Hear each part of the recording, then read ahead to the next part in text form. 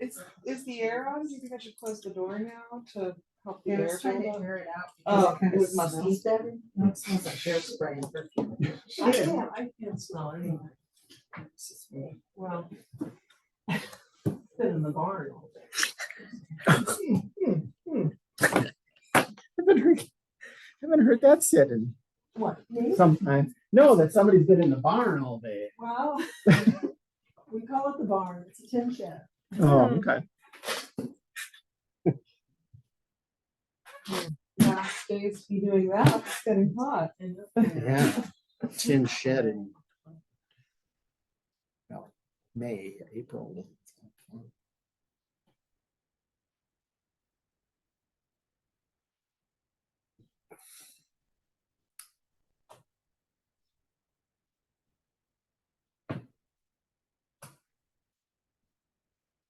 How's your work going? On your place, Margot? I saw some people on the roof the other day. I had Bruno, who Linda and Elaine use, and he came and did my roof on the carport and the barn. And started Saturday, finished Sunday. So hopefully that's no more efficient. leaks. And, excuse me. And, lots of little things to do before my kitchen and bathroom are done, but just little things, you know. So hopefully soon. Good. I'm tired of washing the dishes in the tub.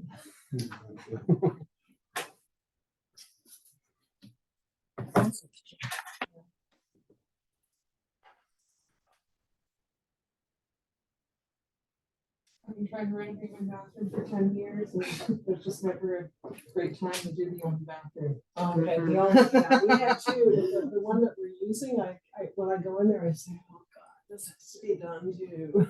I mostly made that joke for my brother's benefit. They've had to hear me talk about one. You can always get a porta potty I think that's what I'm gonna do. I'm gonna get or a solar shower. or like a camping style compostable toilet. Yeah. Composting toilets, we're hearing more and more interest. They're so, permittable. mhm. You can permit one at your house now. You literally don't even have to tie into the sewer in Tucson anymore. There are some steps you have to go through, and actually we're working on a policy because we are getting more and more interest. So we're Mhm. trying to develop more of a policy of what would be approved, what Mm. things you have to ensure in terms of safety, public health, But etc. that system is permittable though, right? It is, yeah, the state yeah. will permit It's like it, one of the and first, yeah. first communities in the country where you can permit like a composting toilet. It's really My nice. ex used one in a passive solar house he designed in Mississippi, and it was a composting toilet. These ones are awesome. Watershed management collaborated with the academics, and they're closed systems, and you lay two plus barrels into the ground, and it's just they look pretty simple. I want to do it. But I don't like using the clean water that way. So wait, Okay. do you still have to be grid tied? That's what we're working on, is that still required to have a connection to sewer, wastewater, all of that? So yeah, we're working on a policy, a more fleshed Curious. out policy because there has been interest. Yeah, and some people are doing all gray water for their sinks and Really? showers and stuff, right? Well, yeah. Gray water can get kind of stinky, can't it? Yeah, that's why you have to kind of do it right and have the right standards. Yeah. Mm-hmm. Mm-hmm. Depends how gray it is.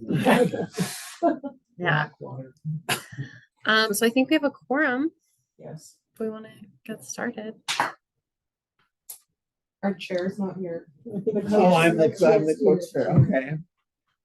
So I will issue a call to order, which I guess we just did, and a roll call of those that are present. Briggs. Margot. Sackheim. Elaine Hill. Dave Beats.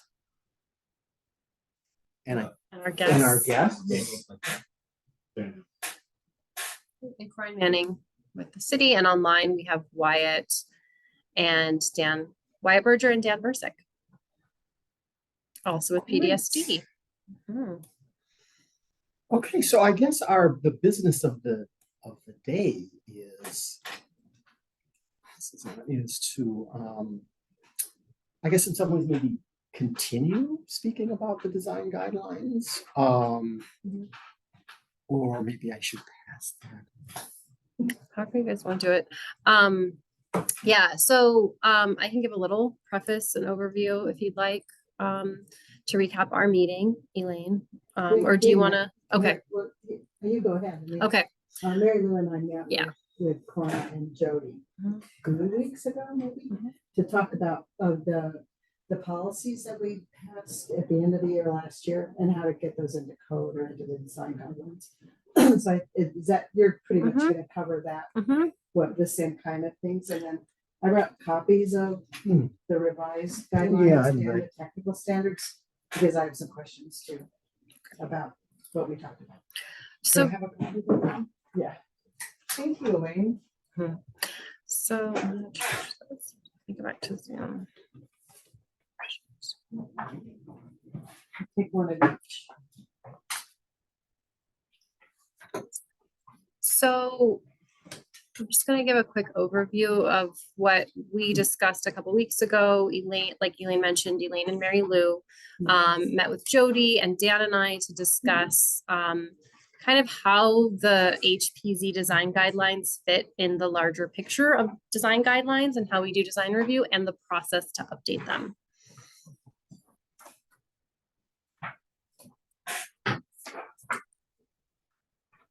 That's one. And this is the technical standards. Thank you.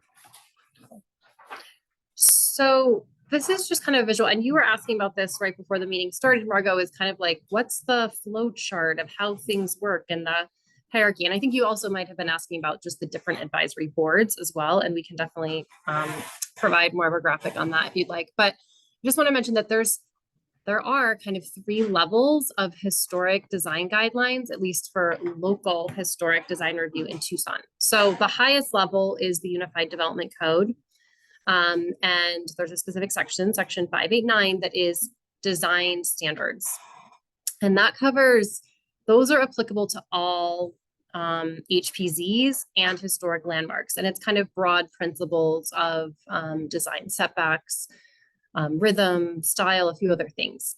And so the Unified Development Code is adopted by Mayor and Council, and any changes to the Unified Development Code require review by the Planning Commission and Mayor and Council. It actually has to be initiated by Mayor and Council and then gets reviewed by Planning Commission and adopted by Mayor and Council. So the Unified Development Code also includes, all the codes and policies that encompass zoning and all the development standards that development has to adhere to. The next level below that is the Technical Standards Manual, and the section applicable to historic design review is section 902. And that is where, and they're called technical standards because they are more technical. There's a historic section. There's also a section on like floodplain policy and a variety of different policies that are more technical. So they don't require the same level of review and adoption as the Unified Development Code. They're adopted administratively by the city manager. So there is a layer of historic standards in there, and that it's a little more specific than what's in the UDC. It gets into more detail about color, fences, roofs, etc. in the technical standards. And the technical standards manual includes some design standards that are applicable citywide that apply to all historic preservation zones and historic landmarks, and some that are specific to each HPZ. So this is where it gets interesting because there's also the HPZ specific design guidelines, and that's, the booklet you guys have, that's the Fort Lowell Historic Design Standards that has a couple graphics integrated. Other neighborhoods have adopted their own. So in some cases, those HPZ specific design guidelines are different than what's in the technical standard for their neighborhood. So for example, West University, there's a kind of shorter section in the technical standards manual, and then it refers to their design guidelines. Fort Lowell, basically what is in the technical standards manual is pretty much identical to your neighborhood specific design standards. So your design standards are essentially, or design guidelines are essentially part of that technical standards manual. So this is actually the section of code that talks about, those different layers. This is from the UDC, that design standards, that the design review process is guided by the design standards of the UDC and the technical standards manual. So the good thing is the technical standards manual, while the UDC is quite complex process to update, but we do updates all the time of the UDC. Updating the technical standards and the HPZ specific design guidelines is considered an administrative process, meaning it's adopted by the city manager rather than mayor and council. But there's still some process and steps to that. So the first step is really for the HPZ advisory board to draft what those updates are that you want to see. So what are the changes you want, which sections, and kind of do that editing and redlining of your design guidelines. Changes should be posted, with the agenda where it's going to be discussed so that neighbors can see that, members of the public can see that, be aware of proposed changes. Some other advisory boards that have done this have established sort of a little task force or working group to work on the design guideline updates outside of their regular meetings. So that's a possibility. And then something that's not required by code, but is an option and something we would recommend is that once there's a final draft, that there is some sort of notification to the neighborhood, to property owners, so that they know there are proposed design guideline changes, and allow for some comment and discussion at an advisory board meeting. After the advisory board comes to agreement, consensus on the proposed changes, the next step is review by the Plans Review Subcommittee. So the Plans Review Subcommittee is a subcommittee of the Citywide Historic Commission, and they review updates to design guidelines. They can suggest changes, in which case it would return to the advisory board for further update and revision, or they can, endorse those changes. After PRS reviews, it would go to kind of more of an administrative review by the city, by Planning and Development Services. We could consult with other city departments or agencies, could consult, share them with Pima County, for example, since Pima County is a property owner in Fort Lowell specifically. So there could be other review and input. And then ultimately it's the city manager that would adopt those design guidelines as part of the technical standards manual. The city manager always has the option to refer something to mayor and council, but it is a city manager approval. So those are the steps. And as we discussed, a number of neighborhoods have gone through similar process. Armory Park's in the middle of doing this right now. You said Armory Park. West University made some changes about 8 years ago, I believe it was. Barrio Viejo. Barrio Viejo is also, I think, working on some design changes or design guideline changes. And Armory Park institute some quite recently. So you are basically in the drafting stage. Nothing has been adopted. So that's really the key piece, is that at this point you're discussing changes and recommending design guideline changes as a advisory board, but to adopt those will require further review. CDRC is? It's the City Development Review Committee. It includes a variety of city departments. So it's like transportation, real estate, groups like that.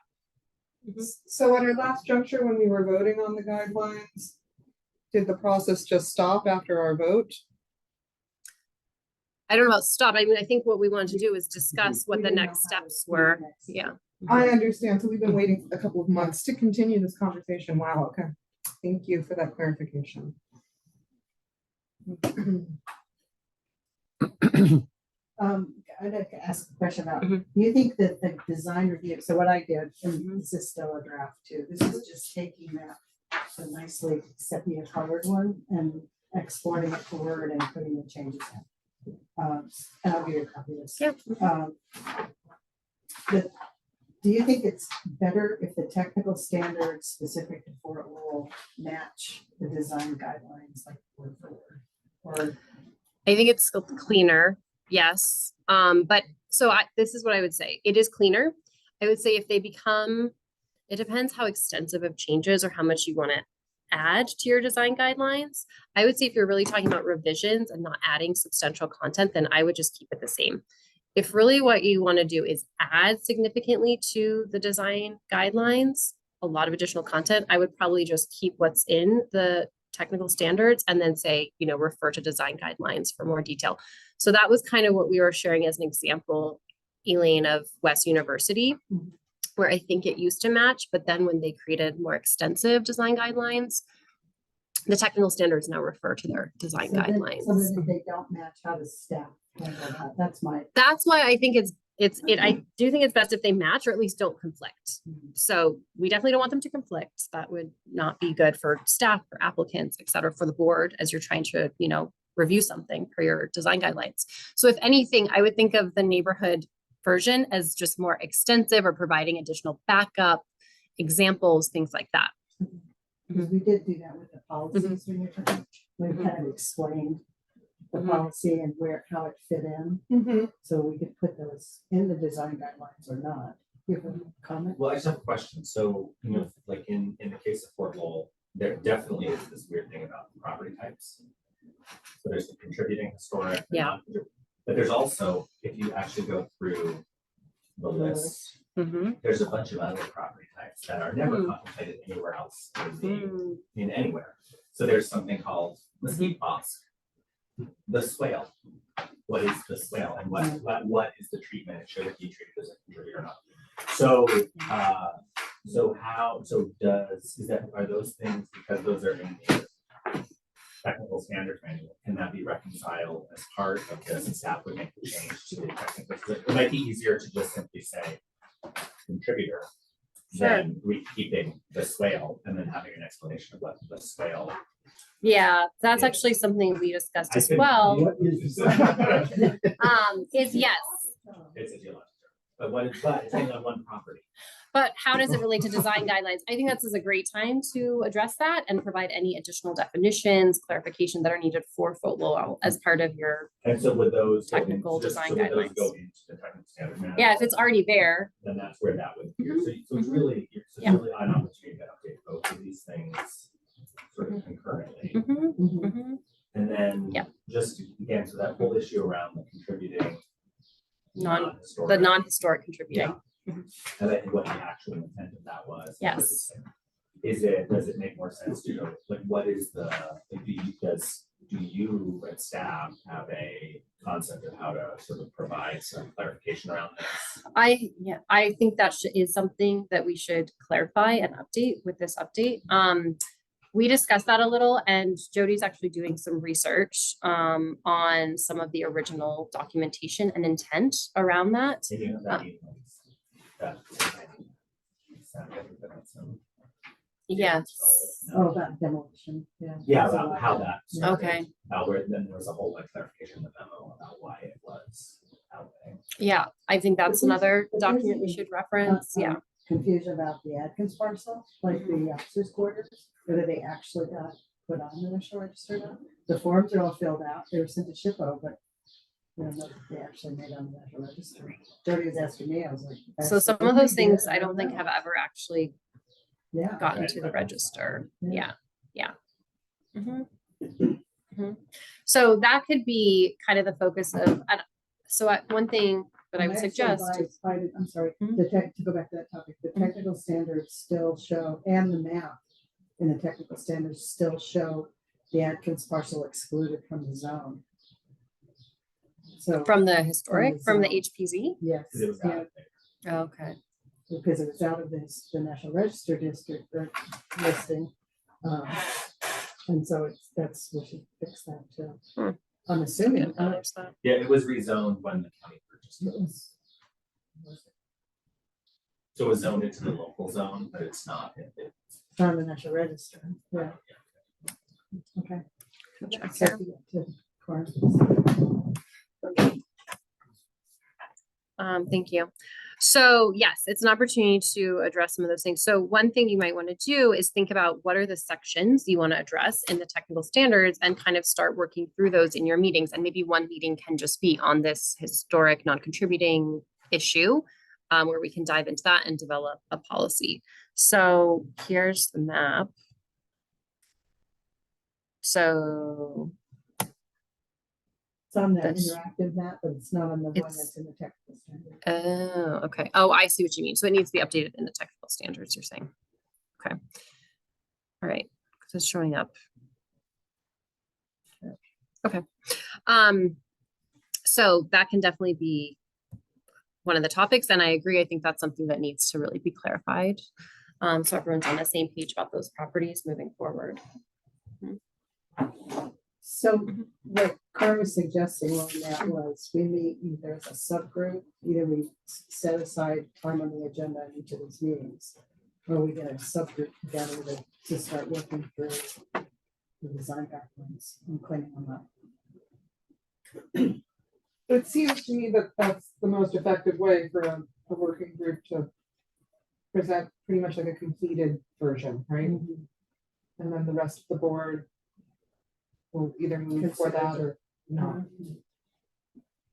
So all I've done so far is I took the things that we'd already approved and did the revisions in the text. So the added text, you can see the legend there about the revisions. The added text is bolded. The deleted text is one out. And I think instead of going through these kind of individually, we should probably, you guys will take them and the feedback, and then let's talk about how to, because I think with these two, because they're approved at the board level, we can take the next step, and then we can do it incremental. We can go ahead and do PRS review with these changes. The two changes are wall height and building height. So those are the two that were approved by the end of last year.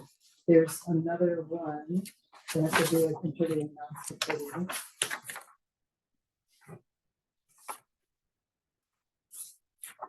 I think there's another, a fourth thing. I don't want to get into it, because I mean, here you've crossed out not to exceed 14 feet, but then you have it in bold. I So know, it used to be that there were two heights, one north of Fort Lowell and one south of Fort Lowell. okay. Now it's just one height. Oh, okay. Yeah. So this is actually the text. You were here last year. No, I like this Yeah. one. I couldn't say anything, so, yeah. I didn't get it out. And then there's some other elements on here that I think could be, we need to talk to you guys about whether just to take out all the instructions, you know, or whether those are appropriate in there, or they should be just at a higher level, contact the city. Yeah, those kind of Application things instructions, could come yeah. out. Mhm. So the bold type is that which is bold is being added, proposed. to be added. Yeah.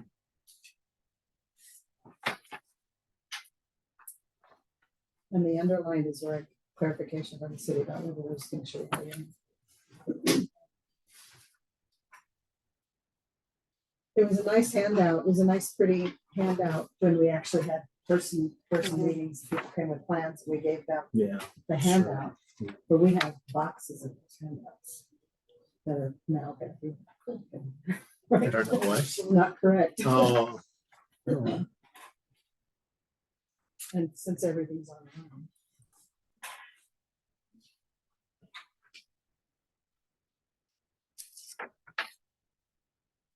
I like your idea of trying to do the incremental changes and keeping, I wasn't, I had understood that this process was still moving forward with the changes that we agreed on as a board. So I think that moving our initial changes that have been voted on would make sense, since we already came into agreement, and keep coming together around and sending those into a PRS review. And then coming around the other, whether we want to do incremental or have a more holistic approach with the subcommittee.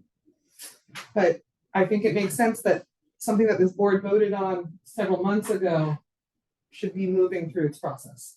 I don't think we knew how to move it through the process. I see. And that was at the end of the I year. think that's fair. And That's fair. so we're just 6 months later. I mean, what's the problem? So I mean, what, in terms of, I just have a question too. So in terms of where there is like significant overlap between the technical standards and the rule, I mean, do you think it's worth just pulling it out of the design guidelines altogether, or is it really there, you know, as an explanation to sort of say like, these are things that are negotiable? I mean, and the language is, I think both of these documents are different. Like this is a little more like it shall not be, where this is, where this has a lot, so it seems to have a lot sort of looser language, like it should be. Like In the it's- design, the neighborhood design the neighborhood guidelines design are guidelines looser, definitely yeah. seems to be more like should and encourage versus the technical standards, which seem to be a little more. Well, it doesn't, it's a sort of, it's like this color thing, it's just a lot, like soft earth tones Mhm. of light to middle value predominant in the area. Okay, well, that's, however, dark colors and stark primaries should be avoided. So what you're reading from this Blue one. trim is common, so, Mhm. I mean, it's giving you sort of like the feeling of a And suggestion. ideas, yeah. Mhm. And that's sort of, to me, it almost feels like that's more of a design guideline, to sort of say, I agree. these colors, to be just more explicit, and sort of Mm-hmm. say like, these colors are allowable.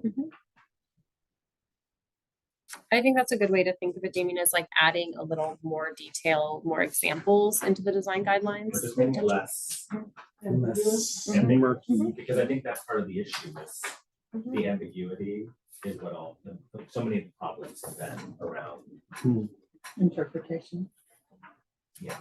is like, Because it's too loose a definition. well, it's just, I mean, blue window trim is common, Yeah, but blue is, there are lots of blue. but you're also not saying like blue, Maybe blue. like it's only saying blue window trim is what you should be using, like it's not clear, it's just saying it's It's common. common. Mhm. Okay, well, that's a nice piece of information outlet, you know? It's not very it's- prescriptive. It's, yeah, it's, and, yeah. So. Which in some ways, the guidelines aren't meant to be Hmm. prescriptive. Mm. That's why we call them guidelines rather than standards. So this isn't a 'cause- technical standard. Yes, That's in. yeah. Mhm. So another question here is about the list that's in the technical standards. with The property addresses, list? With Okay. the parcel numbers.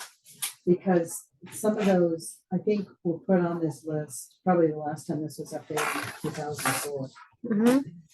And I think some of them are listed as contributing non-historic, whereas now they would be considered historic because of age, right? So is that something we do for update?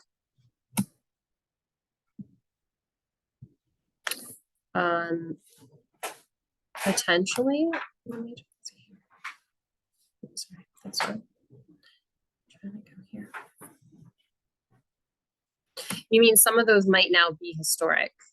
Because they have reached 50 years? Yeah. It's possible. So that could be, 902.7.3. thank you. Here we go. Specific historic zones. It's at the end. Okay. I just need to share.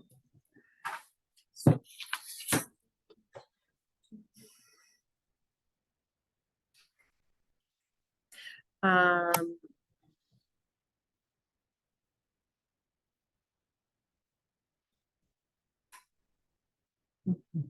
Here. See? all of these. Yeah, right there. Mhm. So up here, there's like 5302 is the address doesn't exist. It's 5301. Because it's the split, yeah. And then there's like dinner saying the other things that are on the mesquite poster. Okay, Easement. Horn is on there. Mhm. If you scroll down to 5329 right there, right? That's listed as historic and or historic. and Contributing. Contributing non-historic. Yeah. That's the TMD thing. That is historic. I don't know what. Well, so it's when it's Yeah. the CH-CN, I believe it means there's multiple One structure. buildings, Oh. multiple structures on the parcel on that with that address, and one is a historic and one is non-historic. Yeah, and then 5339 is another, I can't remember which house it is, but Mhm. I think it's probably because of age that it was non-historic. Okay. So is it important for us to call out every structure, or can we just focus on the contributing historic structures to make it easier for applicants to hone in on which structures they should be focusing on when they're doing new development? I mean, I think that's fine. I think that's kind of the discussion to have, because I think my understanding is that when the guidelines were developed, there was actually an interest in including some of those contributing non-historic because folks writing the design guidelines felt that there were some design elements from those contributing non-historic that they thought were good references and precedents. So when we dug it up, Yeah. what it looked like was that the mayor and council passed a special thing about demolition. Mhm. And so this was added so that everything would be, Demolish, yeah. everything would be, like, so even if it was new, it could still be reviewed. or There would be a required there would be a demolition requirement. review. So that was sort of, that was the, I think, the intent. intent was it was around ensuring that everything was reviewed. But, you know, to this list, so an inventory form, when the district was created, was, there was an inventory, a city inventory form for every single property that usually relied on the National Register inventory form, and determination was made at that juncture, contributing or not contributing. Mhm. And then this is a complete list of that, which really allows any property owner to want to say, am I a contributor or am I not a contributor? Mhm. And this theoretically would correspond to every structure on your map. Mhm. But there Yeah, it are- should. This there should are- match but match there- map but there to zone. are other odd Mhm. sort of outliers, like they can see there, like what is a, I mean, so, and so these things that just weren't really contemplated in the code as having a, and it's really unique to Fort Lowell. The other districts don't have. No, the contributing non-historic is very unique. No other district has that. Mhm. It seems to me as a board, we would be vested at a bare minimum in grouping the contributing historic parcels together, because this is where we want to be pointing the applicants to say, any homeowner in the neighborhood or anybody who's involved with any of these properties will still have the inventory resource, but it seems that contributing structures need to rise up to the top so that it's clearer that what structures we're pointing them to, which is the contributing historic structures, should be where people are taking their design inspiration from. Right. That My could also question be was about described. whether if something was designated as non-historic 20 years ago and now it I is see. historic, are we the people to change that designation? Or is it Yes, our board that changes that designation to the city? I think it's the mayor. I think it's the mayor, council who's gonna follow on that. Yeah, particular topic. I think you might be right. I think we need to look into that because I'm not sure that can be just changed administratively. I think that is a bigger change. So we can- Because, so and we it would can need an correct it. inventory form Yeah, to, yeah, we have an updated forms inventory out. form. Yeah. Um, The inventory forms would have been last updated in 94.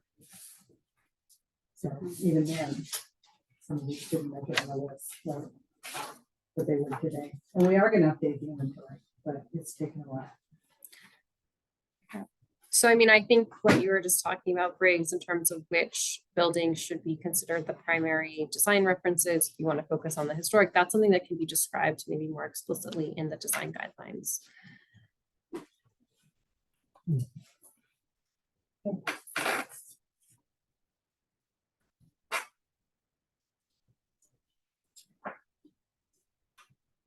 What do you think? You wanna- So what is the question? The question before is, us? should we Create a subcommittee of create a sorts? subcommittee to work on this like once a week?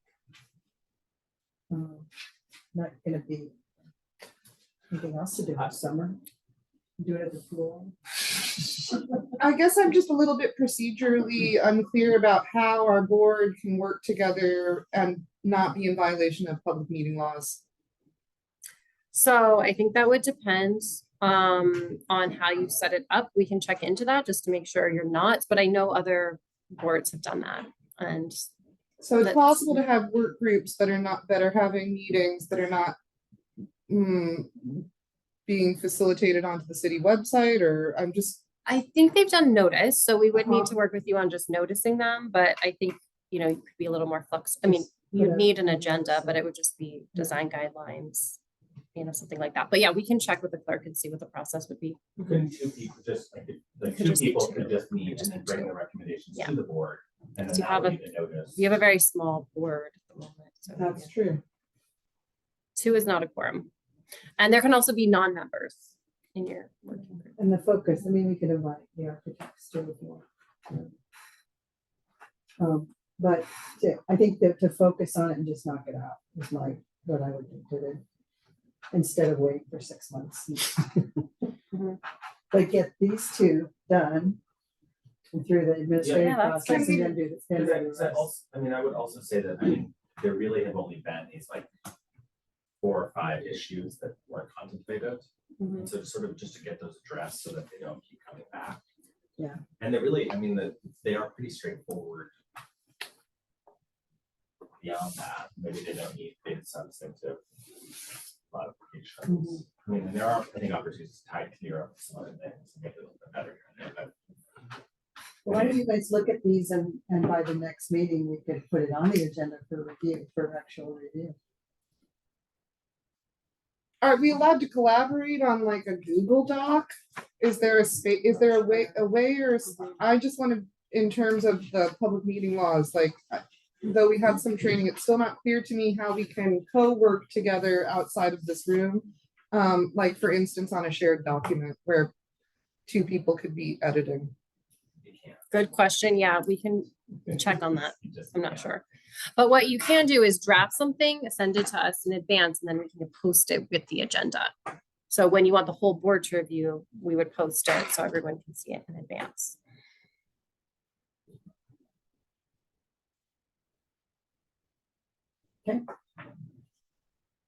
That's my topic for the night. So I guess I'm still just trying to figure out, like, I don't know if I can actually take on this volunteer commitment at this time, to be on this subcommittee, but like, it doesn't seem to me that we still have a mechanism for moving this forward, or like, We have a mechanism for moving this forward, that document. I think if you want to Yeah. move these 2 forward, my suggestion would be let us, at your next meeting, include this specifically, these updates as an agenda item so that we can post this. I mean, I think this is pretty much a very clear document, the way you've done it, Elaine, because it makes clear what the edits are.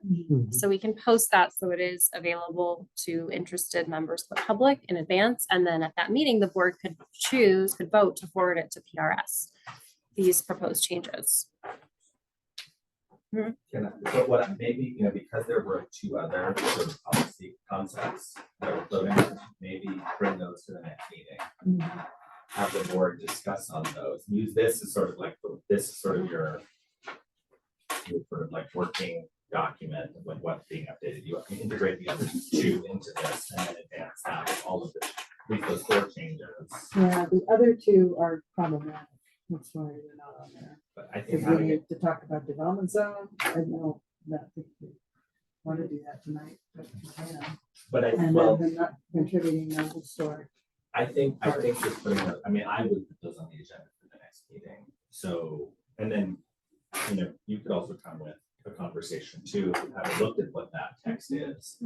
And then figuring out maybe it's more appropriate to make a recommendation that some of that goes into the technical standards as opposed to this. And that's sort of, Except development zone, it's not even. The a technical standard. development zone is, going back to this, is a UDC change.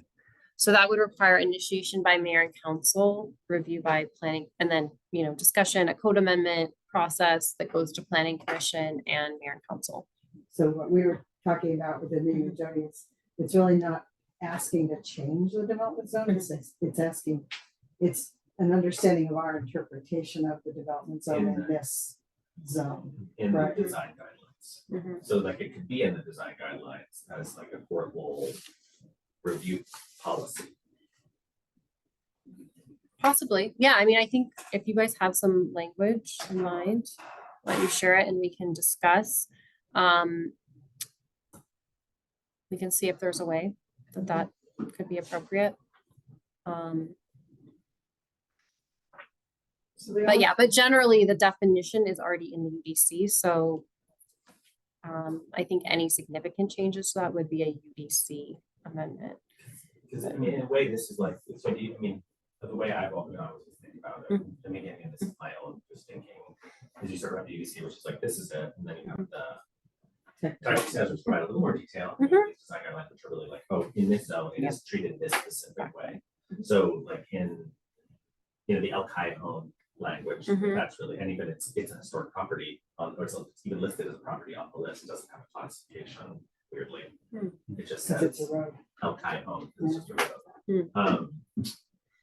You know, to be able to say like, oh, in Fort Lowell, when doing a review this, or however the language, this is how this board conducts the review in order to. Mhm.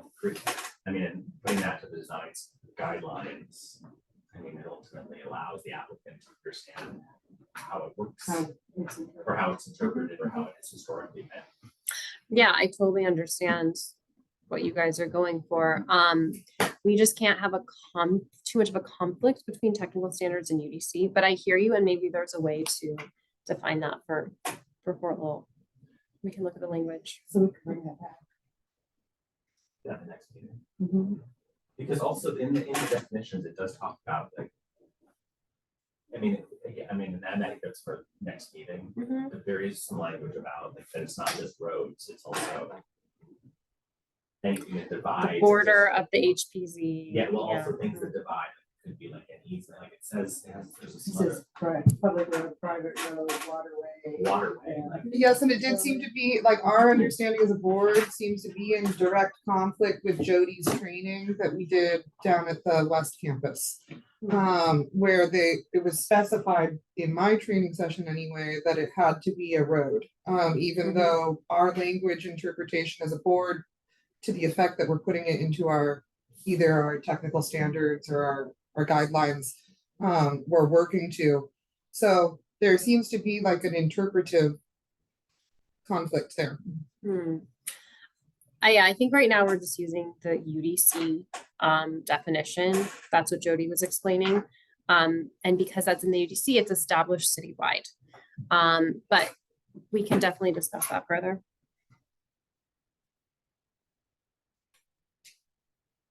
So you're just proposing changes in the historic design guidelines, nothing in the technical standards manual, because that requires.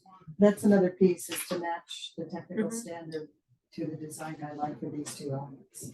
It can be done basically at the same Yeah, time. and They can because both go it's- I mean, together. They're both Mhm. administrative, those Yeah. have been moved through. The two elements you're referring to are the ones that you proposed. The changes. Because it's pretty much the same language in both. But you could have a discussion before you advance those on the other items and think about how to maybe propose something or not in the next meeting before. Yeah, advancing Yeah, I these. mean, you can advance these now and then advance the next ones in the next month. I would suggest that this should be posted online before you guys vote to advance it to PRS. Because I don't think this has been shared online or agendized as an amendment. Okay, that's all I have. So If that's all you have, that's all. Well, David's here for. Okay. And we could continue training as a call to the audience or on this topic or however you want to do it. To finish the training that we started. And do we wanna Okay, do so- that at this meeting, so- or do we want to wait till the next meeting when Mary Lou is here and the full board is available? I mean, it's up to you guys. I mean, Well, Who are we three missing? Newer members. Mary Lou's been on the board for 100 years. I mean, one thing we didn't, what I was wanting to do at our last meeting, when we sort of went over the design guidelines, is actually just look at some old cases. When we could just sort of talk through how the board sort of goes through the process of really evaluating some plans. Yeah, no, I think that would be. And so I just thought, having sort of an informal conversation about some plans. So we went through old plans. You want to display? Yeah.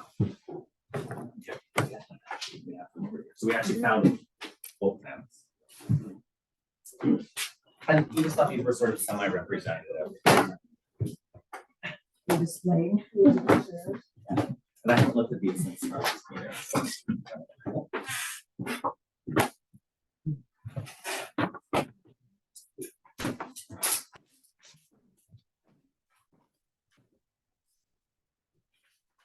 Want to move this out of the way. That's cool. We'll do that. So one, the guest house that was voted on by the board. In the end, it was never built. And we thought we had that. I think that was my first meeting that I. attended with the guests. oh, there've been a lot of A lot of guest houses rejected guest houses. that have not come to fruition. Okay, this is an addition. So I thought this would be interesting. And this is, again, these are projects that were built, but I thought it would be worthwhile to sort of take a look at what was being submitted and sort of walk through it as if it was a normal, because I know So you these haven't are had the a same. chance, you haven't had a chance to review I this. can move No, over. These are the same, here's copies of the same. And these are some pictures of the original house. They're the same. Yeah, so Are they the this, so, same? yeah, so this is an addition. A house in historic preservation zone. It's on Beverly. And it's in it's near Beverly in San Francisco. So this is the primary residence here. And what's being proposed was a small addition. Almost twice the size of the house. And then these are 3 of the 4 elevations are provided, so not a full set of drawings. So there are some elements that are missing. And so I thought it would be interesting just to sort of, as if we were actually doing a review, I could sort of like pretend to be the applicant maybe. And I wanted to also.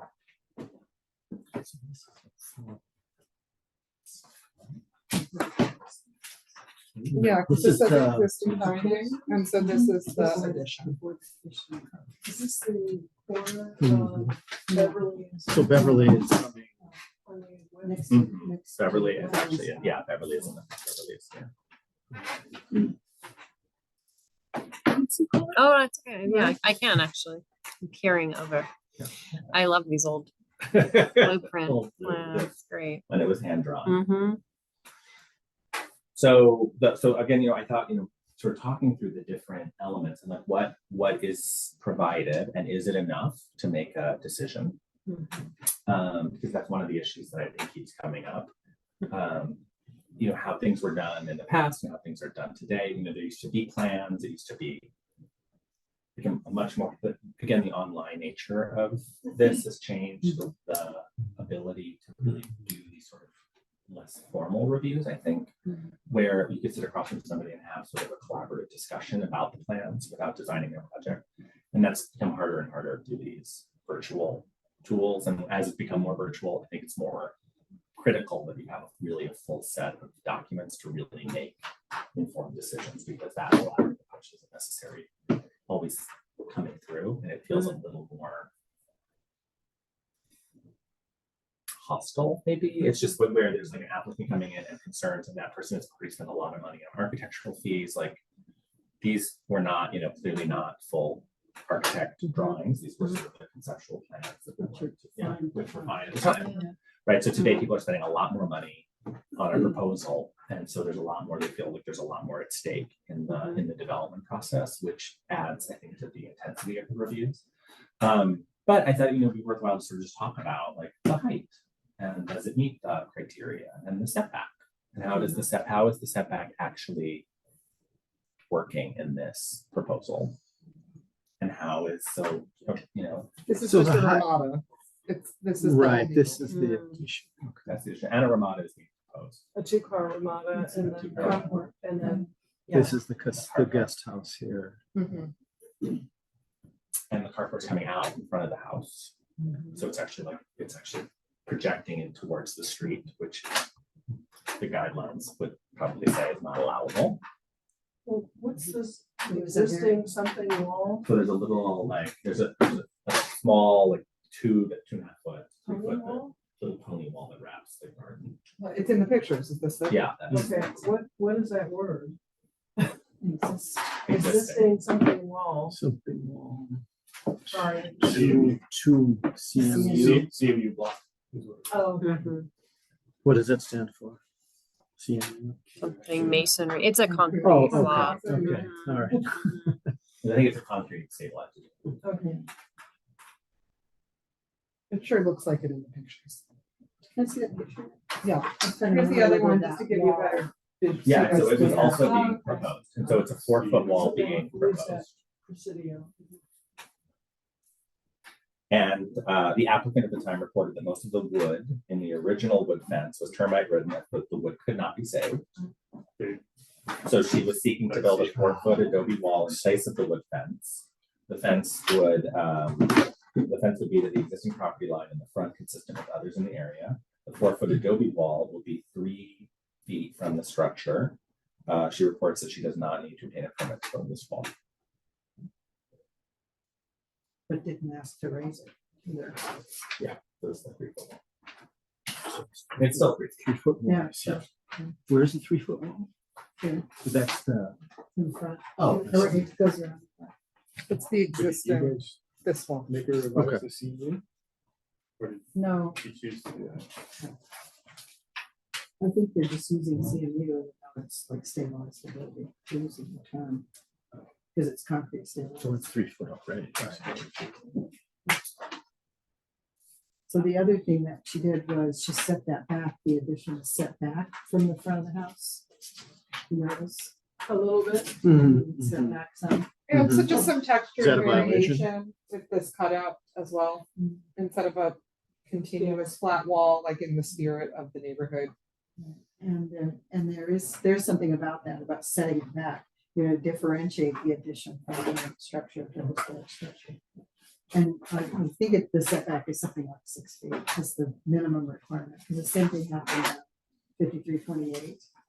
They it was set back, and then even the walls there, where there were 4-foot perimeter walls, they stepped back to 6 feet from the perimeter. So that's, that was pretty big. I wasn't on the board when this was reviewed. So We don't know what the setback is here. we also don't know what the height of the main structure I is. was wondering about that. So that's something that wasn't provided, right? So these are elevations, these are elevations of the addition. So this is what's being proposed to be added, to, Okay, but there is no measurement of the against the Original original structure. house. the original house. Okay, So that would be something that you would really want to. Setback, Yeah. is that a setback? that's, well, there's an That's the easement, wall. this is the easement, right, and from there it's the dash line. Yeah.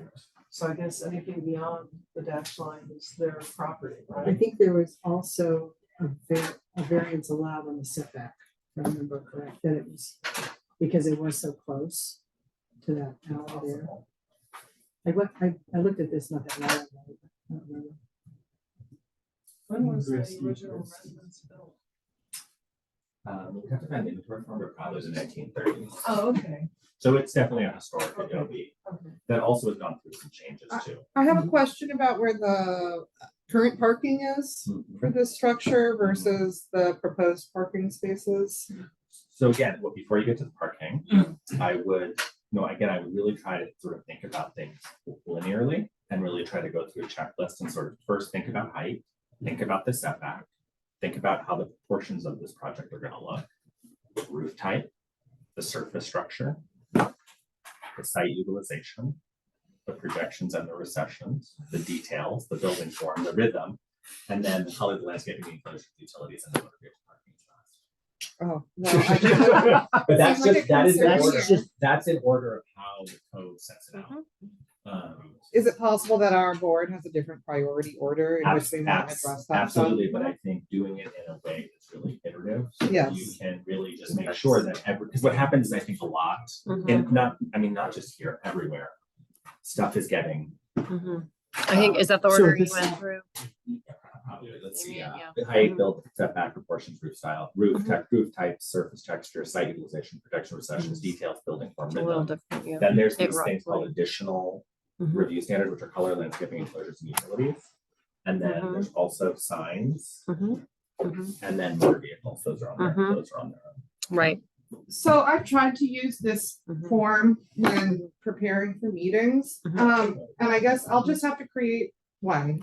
We need one that we can comment on so that as we're actually, like, this is, Would that be helpful to have an editable version that you guys? or could- like even a fill in the blank for those who are working on paper. But Mhm. like, for me, when I've tried to use the checklist before, that's been the hardest part. There's no place to put the feedback, and then you're drifting into steno pads and Word docs. I don't know.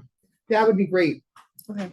Because ultimately, if you go through it in a thoughtful way, and you are taking notes on each topic, then when you go to make the motion, it's a lot easier to say like, oh, the height looks correct, the Mhm. setback looks fine, like maybe we need to move this to the rear, like that you have a discussion about what you can do to resolve it. And maybe in this particular case, because there are examples of this in the development zone, it's allowable. Like, so, Yeah. so having that dialogue, but being able to talk through each of the items with the applicant, it also, I think it gives a really like a very positive, it's a very positive approach for the applicant because then they're really getting, because I mean, you not just your meeting, all the meetings that I've watched, they tend to like, it's the things that are jumping out the most because they're the most obvious. And so that gets a lot of attention, but then oftentimes some of the other details slip through the cracks.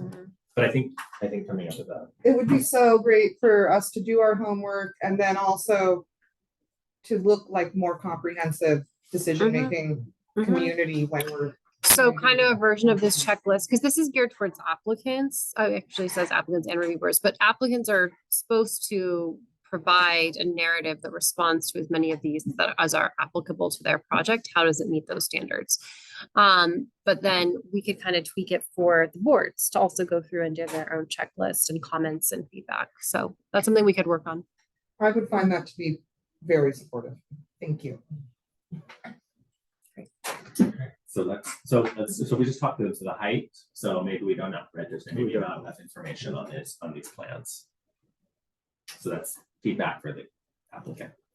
Or, they may, when you actually have the conversation, they can say, oh, actually, like the height of our building is 3 feet higher than this, and they can give it to you on the record, and then you can make the motion based on verification of that. This may be a stupid question. Is there a way for applicants to approach the board as like a pre-inquiry kind of thing? Yeah, it's called a courtesy review. And we definitely recommend that for larger projects in particular. If someone's doing like new construction, we usually advise a courtesy review. So before you fully designed your plans, meet with the board, share your initial kind of conceptual plans and get feedback. So there's Then- an option before you pay an architect in order to. I mean, usually they need to have done some site analysis and some conceptual design, so you guys have something to react to. But it's less fleshed out and kind of in final design stages than what gets submitted. So we do recommend that. Not all applicants take us up on that, but it's strongly encouraged for larger projects in particular. Does that include additions? I think so. I'm not sure. Elaine and others would know better if additions have come through for courtesy Ideally, review. yeah, Yeah. this one process now. They did a They've been courtesy. for courtesy Okay. review and then they put it aside and now they're gonna come back again. But yeah, in addition, like especially something visible from the street, we'd recommend that. In a crossover topic question, is it possible for this zone to emphasize how much this is a resource in our guidelines? To really be encouraging people to come to this table before going into a design process? Well, their first application, the first discussion is gonna be with the city. They're gonna call the city before they call us, unless they've been here, right, unless they've ever done anything with the story zone. But yeah, that you're could saying be in the- encouraging a courtesy yeah. review with this board. Yeah. Yes, I I think that given the number of properties that are even under discussion, our board's interested in supporting people to do that. Oh, definitely. And even with the one that was here last week with the Gregory School, that went on for a couple of years with them having. Multiple reviews. courtesy. Didn't talk to them, I talked to them, Scott talked to them, and it wasn't really an official courtesy review. For, in that sense, but because they were still developing it, they never said, this is our design, we're just talking concepts, right? Seems like we have the bandwidth. They actually brought 7 copies of their plans that stayed over on that desk, nobody even picked them up. They're old school. Yeah. Okay. So in looking at this, so you've identified some issues maybe with the setback. Have we? Was it there? Discussion Not yet. about the Ramada projecting in front of the You have a house. 0 lot line wall. Like there was some discussion on that. And the setbacks just aren't conveyed, right? Or, there it is, 5 feet. But do they conform to the guidelines? The guidelines would say, like this, is this considered, would you consider this carport in this location? Does that actually conform with the design standards? Having a carport blocking. a new carport in front of the house, blocking the elevation. Blocking the new elevation. It's blocking the elevation. Yeah, What it's is, just so what widening does, the because house. you guys, that your design guidelines provide guidance on what people should be doing with parking. It says specifically, the parking should be non-visible, and it should be at the rear. Hmm. Well, in that instance, I think we would want to be talking about if, where the current parking is, but once again, we're jumping, like, the topics do blend. Yeah, they blend, Yeah, okay. but this is setback, so setback is this, this is in this proposal, the applicant is, I'm proposing something that is, it's in front of the main house, it's more visible from the street, it's where the parking will be. And there is potentially an alternative to move the parking to the rear because of this shared easement. It's just not contemplated in this plan. So you're saying they can move it over in this area? Okay. What's over here? Another Another property? property. Okay.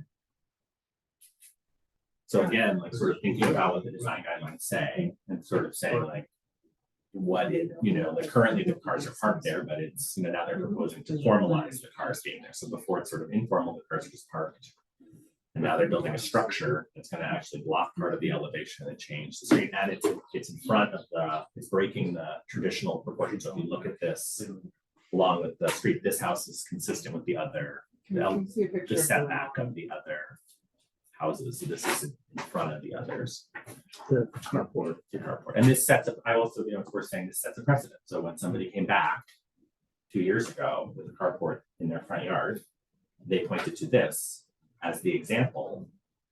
So was this built and approved? Whoops. I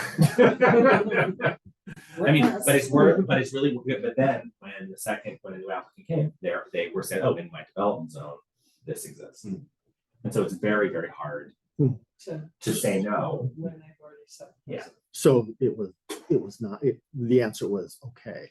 Based on the second precedent. carport was built. And I'm assuming that the 5 foot offset here was approved by the people with the property here. Do you So- have to get permission? Probably for 5 feet, probably not. It depends the height of the structure, yeah. Isn't that was close to someone It's in the else's? historic zone. And the If you board- get it approved and the in board- your historic package, yeah. And this is all part of the parcel. This is one continuous property. This is the lot size. Except for this, that's the reason. Gotcha. Mhm. to a property. So when you went you did talk to your neighbors about, My wall that I have Because at of- Pat and Darcy, when they wanted to build to the east, Mhm. they were encroaching, they're within just a feet of my wall. Is there any other type of just cause for having a discussion about putting a carport up front? Like this is undisturbed natural desert, and so they've talked about maybe an eco impact. Am I talking about? For that? I mean, instance, no. you're the applicant, I don't know. No, I mean, I think, again, like, I think, when you get the plans, really like pulling out the design guidelines, and just really sort of refreshing, because it's, we went over the big review, but it's like that was 2 months ago, so sort of pulling it out and just sort of going through and sort of giving a checklist and sort of saying like, does that feel right? Like, are there a lot of carports in the front yards that have historic houses in Fort Lowell? No, there are not. So, I mean, just sort of thinking of you're the applicant, Yeah. what you really want to do is stop and just put a second house there, yeah. and that was what they wanted to do. Later. And So- it never happened so to date. Well, no, the people who were there now, the guest house. The guest house. Because makes sense, right? So you, like, why would I put my carport there when I can build? Right, they bought it, the Accessible. carport was already there. Yeah, they are. Okay, so that's another maybe issue. Roof type. What do we think? So it has a parapet. This is what the existing house looks like. Well, we discussed that we don't know the height of the existing structure. No, just this is the roof type. Oh, the So, type. The type of the parapet flat roof. Well, it fits, doesn't it? Yeah. Seems like it. I think it conforms. Right. The surface texture. Looks good. It said they want to do the same stucco to match. Right. The site utilization. So like, and you have to really, what was not submitted as part of this packet was a context. Yeah. So no Mhm. context was provided in this application, so you don't really see what the other houses look like in the development zone. And so having that development zone from the very start to sort of help make some choices too is useful. Something I was gonna ask, when you pulled up GIS, is that's publicly available, on that, so we can Yep, pull that up. this while we're map, reading. you can always have this up. Mhm, And the edge- absolutely. See the street Mhm. view Right, and everything. yeah. So this applicant didn't use a development zone really because they were comparing to the prime residence. So they, I mean, they were building something that was so small and modest that they were sort of like, why do I need to compare to everything around me? Because it's Conform to. it's To gonna what's conform to existing. what exists. It's gonna be lower. And this is a very low, except for the front one. Mhm. But there's some other details that we're gonna run into. So the projections and the recessions. So Sorry, I have one question Yeah. about, site. Mhm. Is there a percentage range of like X amount of, if it's 15,000 square feet, you can use 20% of that, right, or so? Or a typical utilization for Fort Lowell. So, That's you're talking by about lot coverage? Yeah. Yeah, so, there isn't really the lot coverage, there is a lot coverage maximum Hmm. in residential zones. It's pretty high. Yeah. And I don't think there's something specific for Fort Lowell or most Is historic this something we zones. And say you guys could put in the guidelines. Well, I so like there is what some you're- language. what you're getting at. So let me just pull up UDC. Yeah, so site utilization, it's not exactly lot coverage. It's a little different. It's described here as the spacing between buildings of contributors within the development zone. So it really is more about sort of visually what you see, especially from the street, about the utilization and what is that. It is a little bit close to rhythm in a way of like, rhythm is more about the building itself and the site utilization is more about the spacing of buildings along the street. So it's more about that than just your overall lot coverage as a percentage. So with either the site utilization or the rhythm, you really don't have from the plans before us, we really don't have a basis to make that judgment, right? We're just lacking information. Yeah, you really need to see an aerial, but you know, is it a modest, small addition that really? sort of Sure, looks like from a at house? that level, yeah. It is. I mean, Yeah. it follows the rhythm, and also the way that one thing that I really notice and I sort of like about this plan is the way that it sets back and sort of emulates this Right. sort of irregular rhythm that already exists. Right. But we're talking about the site Yeah. And, but in and how of the- itself and not in the zone, right? Not Right. in the neighborhood, so to But speak. how this both has that proportion that sits back, but it also follows the rhythm.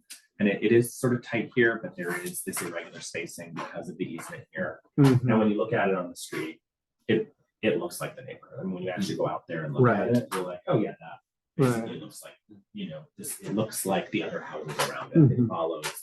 But we don't have that. It's We not- don't it's- have that. It's not provided. Yeah, it was not provided to the package. No, I think I just was thinking too, it might be helpful for someone that does a courtesy review, right? If they know ahead of time that they're gonna get, you know, they're gonna get rejected instantaneously if they go over a certain amount of coverage, right?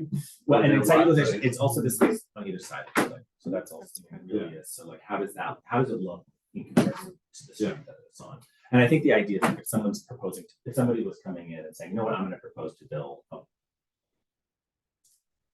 Sonoran row house, 0 lot line Mhm. on this block, you would say, oh, actually, that's not appropriate. Like, that would be great in Barrio Viejo, but Mhm. that's how they utilize the site, 0 to 0 lot lines. Maybe not appropriate in this more organic streetscape. Mhm.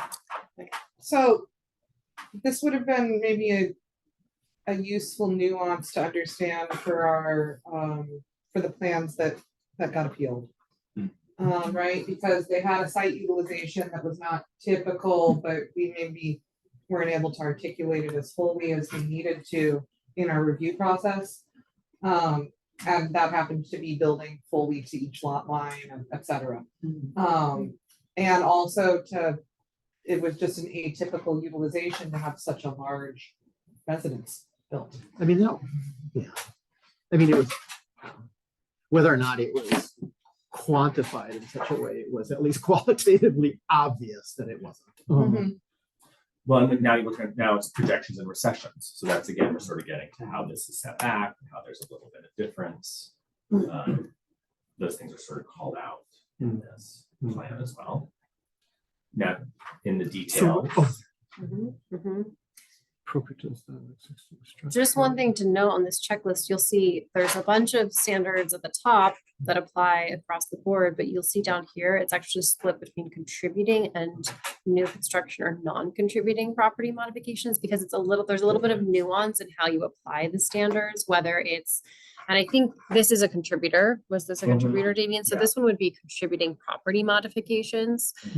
Whereas other sites that was maybe a vacant site before, you would review as new construction or non-contributing property modifications. And the Fort Lowell version could also include the design, the additional criteria from the technical standards about Fort Lowell or the manual. That might be useful, yeah. And so what you'll Wait, see is that Yeah. So that right now, this is just broken. This is just UDC. And this is Okay. broken into contributing and not new construction. That understood. But you could also have a little more detail, because some of these things, there are additional details that come from your neighborhood. Yeah, sort of like what we went through in the last. step. yes, for the contributing properties, you're looking a lot more at that existing structure and how it's, doesn't detract from that existing structure, is compatible with the existing structure. And it does address just textures, the other one that addresses similar structures within the development zone and reflects historic periods. Whereas probably your new construction or non-contributing modifications should reflect the elements of historic periods as well. That with historic styles. Now, something else comes up here, which is interesting. So one of the things in the projections on the recessions is the windows. Right, so what's happening? There's something odd going on with these windows. So there's two different windows, right? And then there's. Glass block, that doesn't sound right. Glass block. Yeah, that's right. Is that built? I think it was- So yeah. So in this, so now you have wood casements. So these are not. So this is what's being proposed is like sort of a wood casement operable window, which is not found in the development zone or in the district. And these glass block light, where there's clearly a bathroom, instead of a double hung wood window, and then maybe a fixed frame window. And this proportion of this window is sort of narrow vertical windows would not be consistent with the neighborhood. Or with the existing structure. Right. Oh, and it's really, again, like they can call on the development zone. Well, this is a double. Do we have an- Here, so that's Okay, so we- the double hung. That one looks like. So we don't know what the windows are, right? Well, The on the, existing oh no, they structure. were double hung with the. Oh, I see. But it wasn't Yeah. clearly articulated in the plans what's No. going on with the existing No. structure, which is the main point of reference for an addition. Mhm. Or more pictures. Like, I mean, again, having more photographs can help. So that's, okay, we find another issue. But is this really that bad since it's on the south side and not visible? So the design guidelines in UDC requires a 360. Well, I mean, it requires a 360 review. Okay, So, and you can see them from the public right away. So when you walk down the street, okay. you see them. And Windows are one of the most essential features of the historic integrity of the building. but also, I'm just saying, since it was passed, I'm just saying this isn't that as bad because it's not in the front. it is not in the front, but again, the next person coming down the pipe Who's gonna use that? is gonna say, hey, look, they're here. And then you have to say, well, that's actually not, that's an addition. Was it approved? No, I mean, then it becomes, that's sort of the big discussion that happens every time. Because everybody wants to do everything as the precedent. And as we know, like sometimes the walls were illegally built and sometimes they were a one-off negotiation because they were illegally built and they're not supposed to be considered a precedent. And it seems But to there me they that just are. because there's an individual precedent when you're in a development zone, that doesn't necessarily, like an individual height precedent is not in the spirit of an entire development zone. It may not be it may be But the vast minority of the. details, but when they, when you can point, when an applicant come in and they can say with a straight face, hey, these windows are in your development zone, and they show you a picture and they're on a historic house. You really, It's hard to argue against. Yeah. I mean, you can say like, that's not historically appropriate, and there is language, there's ways of talking about it. But it's just infinitely harder because it's already been approved once. At what point do bad planning or design interact with the tax incentives that are around? So these yeah, limits? so that's not, that's a There's a state, so that's, underlying so that's, motivator, you know, right? well, so that you deal with the State Historic Preservation Office. Mhm. And the State Historic Preservation Office, but basically the State Historic Preservation Office is not going to delist anything that's any contributor inside of a preservation zone, because this process is achieving a protection of the tax. Now, outside, you might be on the National Register and not in the preservation zone, and you do something, you destroy your historic tax credit. But the idea that these preservation zones are so restrictive that you'll never lose your tax credit. Mhm. And I can't think of a single example of a delisting in a preservation zone. I mean, maybe one that, maybe if something collapsed and it's torn down. Yeah, like a demo. Yeah, but that would be it. Hmm. Although there have been some really bad things that have slipped through over the years, Bad designs that are all out over. there, yeah. Some massive bungalows. Also, I mean, I'll tell you, I sat on the It's not historic, just our neighborhood. no, I sat on the historic commission, and there were a set of plans that we approved, and what was approved, like, we just didn't catch the misrepresentation of a height, and they had sort of an elevation of like how the house would look in the other, and it looked fine, but when you actually looked at their plans and they had the height, you know, we didn't say like how tall are each of these buildings, and it was like 6, 7, 8 feet bigger. I mean, it's a monstrosity. And when you look at it, you're like, what, how did this get built? There are a couple of things I've noticed that look like goyers on a historic house. There's like, Yeah, like on Speedway and 4th Avenue in the West University Historic Preservation Zone, there is a massive bungalowoid building. It has trees now that's sort of Pocket. but it also has a setback that's a really, really deep setback because of the future public right of way. So there were a lot of site issues, but the height is just in the way that it proportions, it's just, it was a fail. So it means stuff, and that went through too. So, you know, not everything gets caught, and people, there are good actors and there are some bad actors, right? People are trying to do the best they can. Somebody's trying to build a small addition on their house and everything happens. You know, you should be able to, as a board, say, we really encourage you to not, you know, go not compliant and to, you know, and just because someone has set a precedent doesn't mean you are. Yeah. Quote. No, done I wouldn't something, it approve doesn't that. have to be. Yeah, I would, and I would say that even if it was approved, I mean, it's inconsistent. It's like, but they're gonna, it comes up and it's really hard because there it is. And then, but you can also say, oh, that's actually not a historic resource. That was an addition. We weren't here. We don't know what the discussion was. And it's all about getting back to the purpose and intent of the zone anyway. Yeah. And then. Yeah, and which is, never to lose sight of the purpose and intent of the zone. So this procedurally is something presented and voted on the same, so like if final plans are presented, you have to vote on it in that meeting, is that right? Sometimes it gets postponed. You don't have to, you can continue. Usually you'd want to check with, so technically, the review is supposed to take 60 days for the advisory board and plans review subcommittee. So to continue, you'd usually want to get agreement from the applicant, or, you know, their input. But most applicants, it's preferable to have a favorable recommendation. So they usually want to work with you. If there's specific things, I would say, and I think you guys have done this in a lot of instances, anytime you're continuing or you're looking for changes, just be really as specific as possible. If these are the concerns, and really try to define them, it's height or it's parking or whatever. And this is the type of changes that we want to see. So the applicant, you always want the applicant to leave with something tangible, some tangible feedback that they can integrate into their next set of plans for you. So it can be continued, and that's a possibility. But there are also regulatory timeframes, and you know, these projects are on a schedule. So like with this, what we've seen so far, to me, this would be something that you would want to get approved. Like, you don't need revision to plans, right? These are pretty small things. So you have, you know, let's say that like everybody went out and actually looked at it, and if you sort of were comfortable, then let's say that they provided a little bit more development zone packaging. You know, like you can call out the windows and you can request, you can specify the changes. You can say, you know what, we want the carport moved to the rear.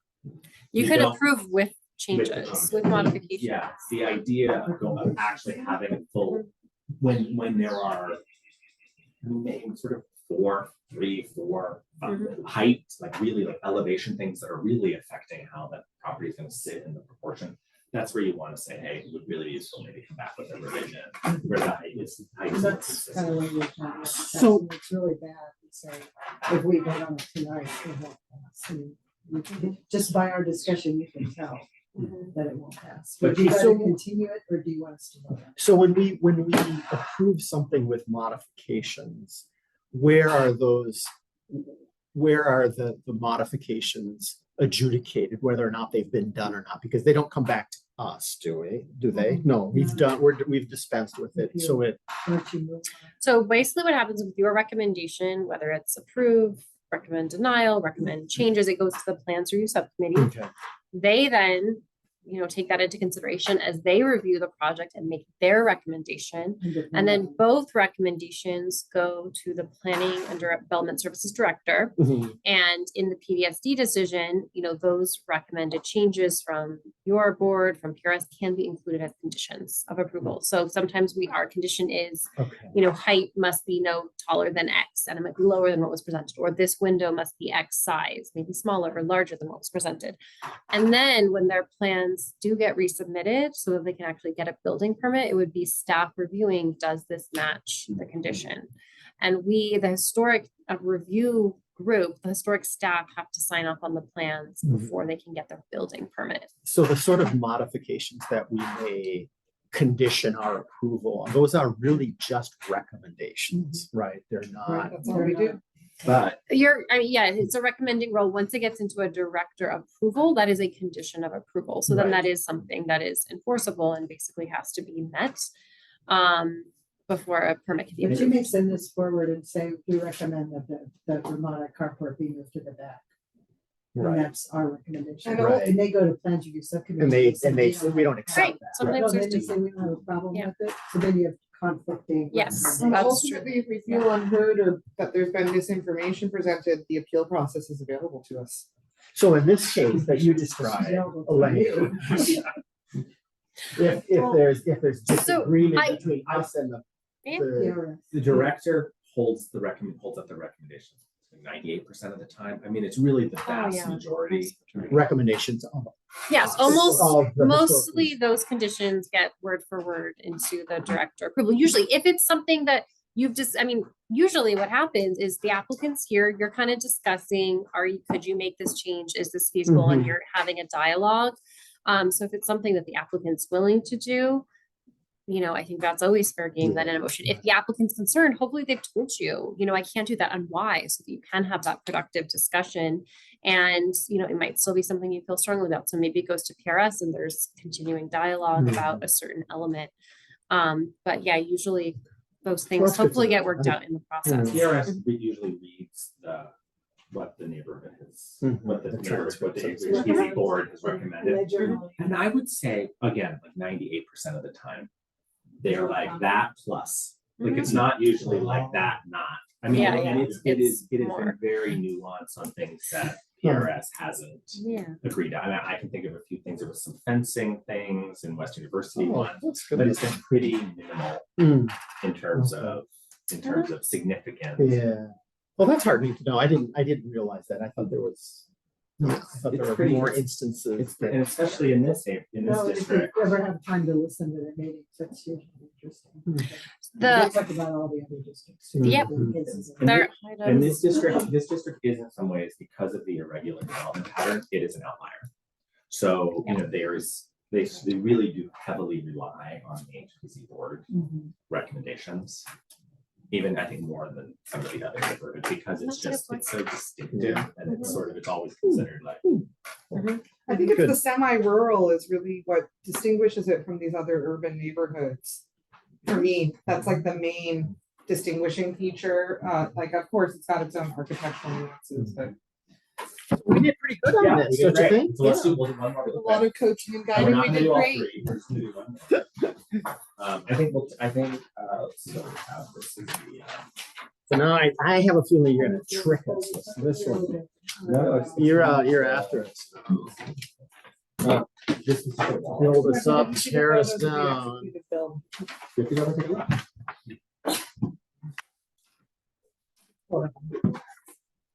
This is more recent, it's a little more complex these days because it's an addition. It's, Presidio, it's A more significant So addition. this is the one that So was this from a is- couple of years. Yeah, ago. this is a couple of years ago, it never got built, so Hmm. it got, it was never built. And it's now no longer has an active permit, so we'd have to go through, we'd have to reapply if they were to come back. Okay, so this was approved A version of this got approved. with modifications. Do you remember? We can look it up. We can look it up. So this is an addition, this is new. This is a the guest house- casita. What's Yeah, that new address? construction. 540. Yeah. The Presidio, right? Yeah. Oh, help me out. No, New guest house at new and GH. Here's the main house. Which What's we the can't, address? Can you read the address out? where is it printed? 5440, I think it is. Okay, and then here, this is the full property picture, and then this is a little bit more of a detail with the setback and also the drainage is a little bit expressed and or some of the landscaping. And then you wanna go So to, here's this over here. That's the proposed. This is the proposed guest house and it's the same as this. Very Ah, slightly okay. different scaling, but I'm assuming this is the, and then this is providing the context of Of the the lot. existing house. And so this is the existing house. Yes, here. this whole thing. Okay, Yeah, that's so monster. that's a large house. on a small, How many- small parcel. How much, what is the square, what is the square? Existing pool area. Yeah, So there's 25. a pool over here too. Is there in fact a pool there? So that's the elevation that we next need to look at. But so this is a little more of the floor plan. Did it have the elevations on? No, it? no, that's coming next. I think they're here. So here's the approval, just so you see those were the conditions that were added. Okay. So this- Mhm. Subject. Well, don't give us a hint. No, sorry. Okay. That's true. Go straight to the answers.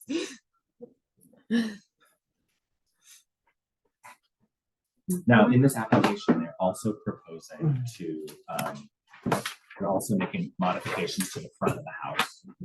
So there's actually two things that are being, there are two things that are being proposed. Is this a contributing property? No, this is a non-contributor. Okay. Contributing non-historic.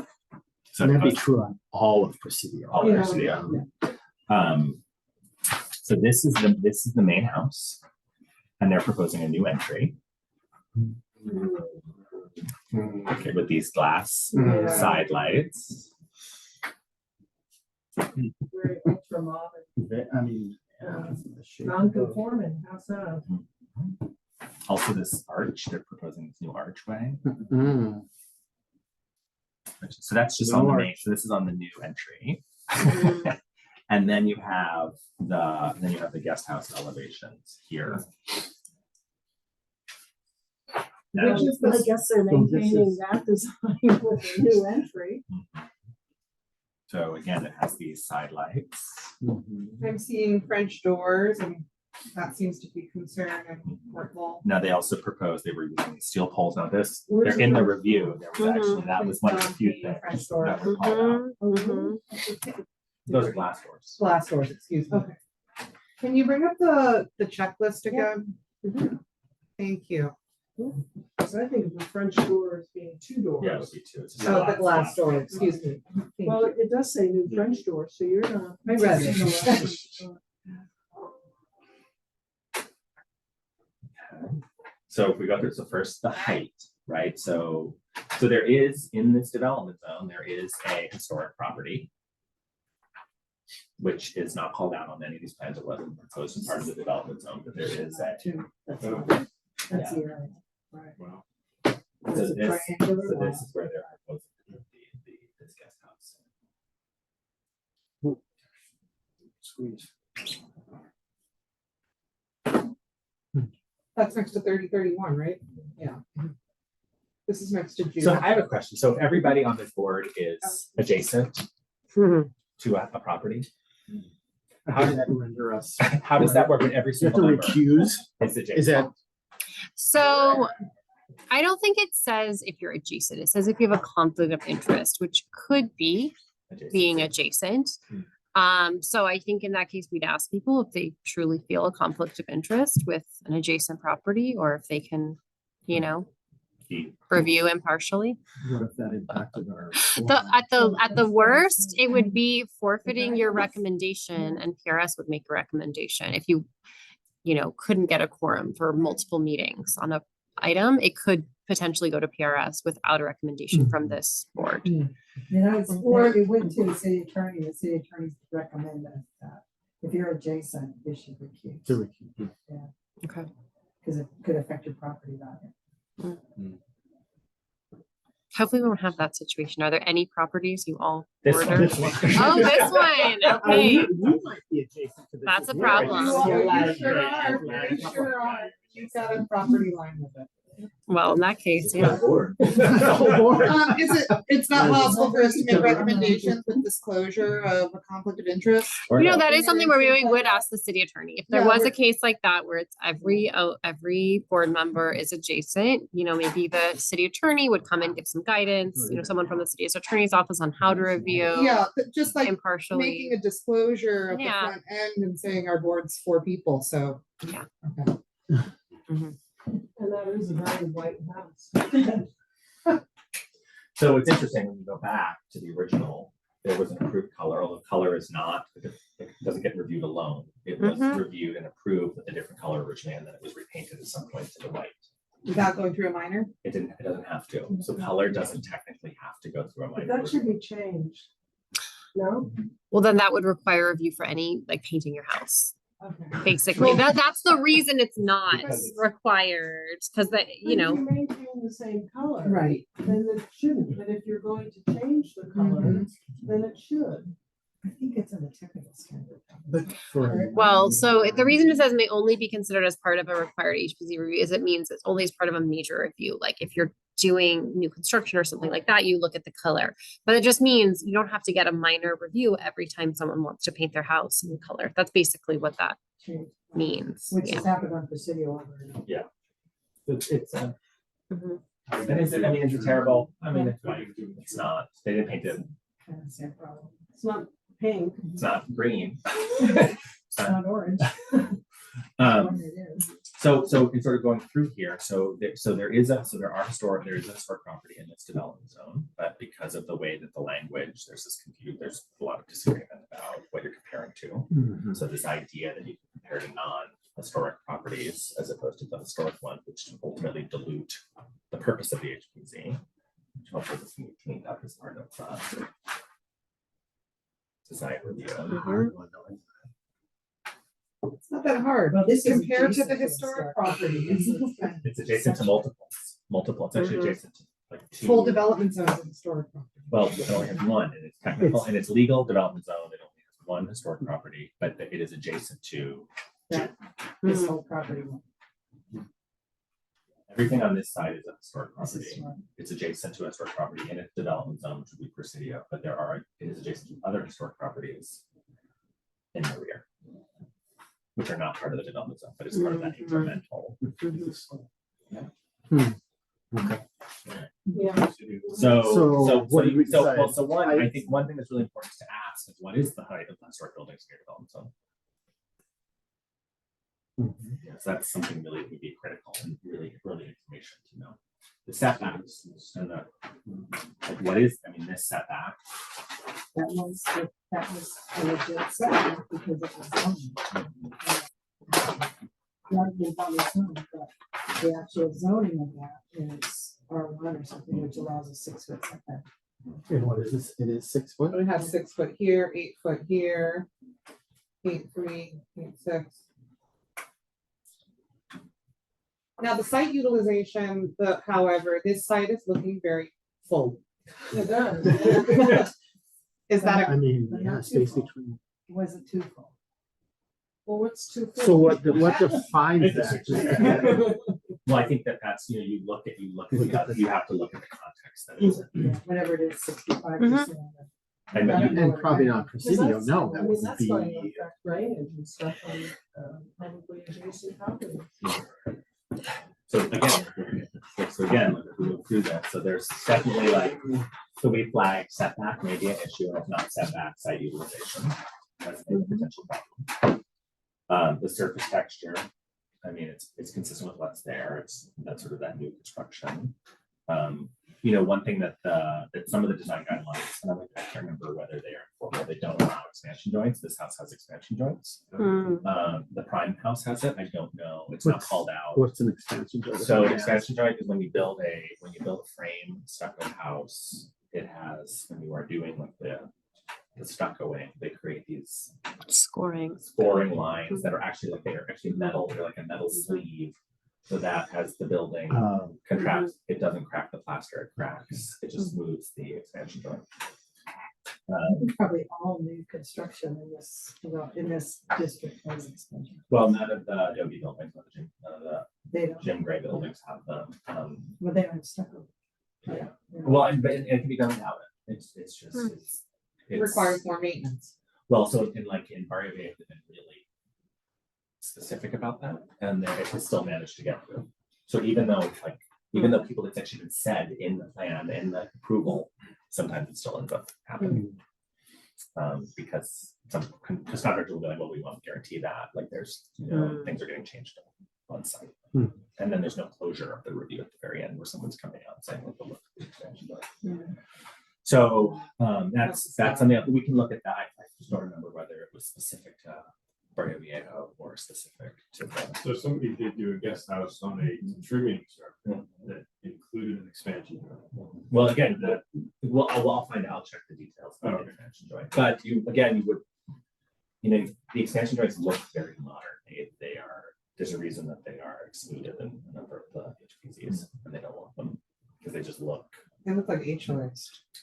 If you look, the camp training that they offered last week when we were, I haven't been. the last session was really good. The woman from Denver is really good. She talks a lot about that, about compliance, about how to follow up on whether what was constructed was actually what was permitted. And how to follow up. There's a process though. They have a process. I mean, they have really good processes for violations, actually. And that's local or is No, that Denver. Denver? They have people from all over. So again, the projections in the recession, one of the things about the recessions is how deep are these windows? So does this look like an Adobe building or does this look like a stucco building? And so like asking for details on the recessions of the windows. And that's a really be an important question to ask because it's not clear from these plans how that's being detailed. So are the windows flush with the stucco or is there a slight recession that creates sort of the illusion of a thick Adobe wall? That and gives you that shadow, and those are things that are called out in beauties. Also the glass frames. So this house that was originally built had steel casement windows. At some point, those steel casement windows were replaced. So isn't it in violation for having done that without a review process? That's a major review item. So that means somebody would have had to report it to code, and they didn't because the truth is the focus is on the historic properties, Gotcha. not the new construction. Right? So nobody's driving up and down. Right. For city, being like, oh, look, they replaced non-historic houses, replaced its windows. So Yeah. and it's a lot harder to see in the Fort Lowell neighborhood than it is in West University. Because in West University, you see it happening and you're like, oh, that double hung window is gone now. And there's like a vinyl window. Here it's a little more difficult. Yeah. So, but so somebody did it, removed it without an approval, and now they're matching this new construction to the non-approved window system. So something like that were caught in a review like this, right? Is that a time when the board could say, wait a second, there's a code violation here on the original structure? And you're talking about these owners who can do that, so this is a code violation that predates these owners, probably 2 owners back. Yeah, that'd be very It hard. would be very hard, right? So our focus is about the addition. The focus is about And the to stay addition, on but top. also saying like, hey, wait a second, you're trying to use something that wasn't approved. Right. That definitely, I would say you can, That's valid. yeah, that's totally valid. So To what not about- use that as reference. Yeah. So what about the new remodeled entryway? Now, was that part of the review? That was, That was it was. Yeah, Okay. and it was approved. It was approved. It wasn't, I don't think it was approved as is. There were changes to it. Not to the front door. There might have been changes to these plans that like, if they made changes before No, this is the PRS. final version. Oh, this is the final, then yeah. So what, so if there wasn't, Mhm. I'm a little bit confused by the minor and major. If there wasn't a casita being proposed, it was just this, would this be a minor review or a major review? If, The so it remodel? does say a minor review for the new entry door of the front, in the front of the main house. The glass That's house, what I'm Yeah. saying. So that all that was gonna happen was a review minor. when. That would usually happen, as they submit their permit, their final building permit, basically. So it would happen shortly after this. Or, you know, whenever they go through permitting. On this one, that never happened, apparently.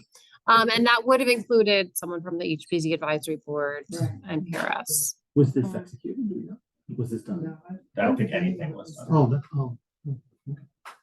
And their Um, 1 year has expired, so But I think Is that, that, is that the half-life of our? it says in this particular Yep. notes, obtain appropriate permits within 1 year. Like you can't just They Mm-mm. have to wait permit. forever Yep. keep, and that means start this process again too. Mhm. Mhm. so, I mean, I think the more appropriate thing, would again, the board sometimes struggled to make definitive no's. Right, so like to have said like, these windows are not allowable. From the south. The side sound lights and above. If I remember that would, the discussion about that was what's on the officers' quarters. Mm. The side windows on the officers' quarters, but again, it was like, look, it's not. Well, the it's not officers' residential. quarters- It's not part of this development. Development zone. Well, actually, it is. The, well, the Is it? officers aren't. That was the argument. That's what was being argued. Yeah.